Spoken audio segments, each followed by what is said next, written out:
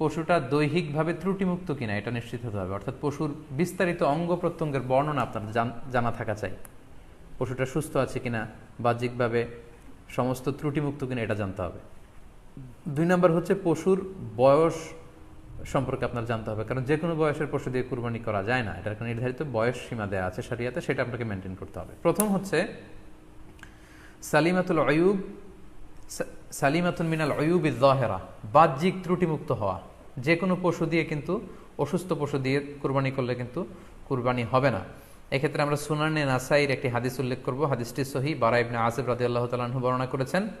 আল্লাহ রাসূল সাল্লাল্লাহু আলাইহি ওয়াসাল্লাম বলেছেন, লা ইয়াজুজু মিনাদ দাহায়া আল আওরাউল বাইয়িনু আওরুহা, এমন পশু দিয়ে কুরবানি হবে না যে এই পশুটা সুস্পষ্টভাবে অন্ধ। অন্ধ কানা কোনো পশু দিয়ে কুরবানি হবে না।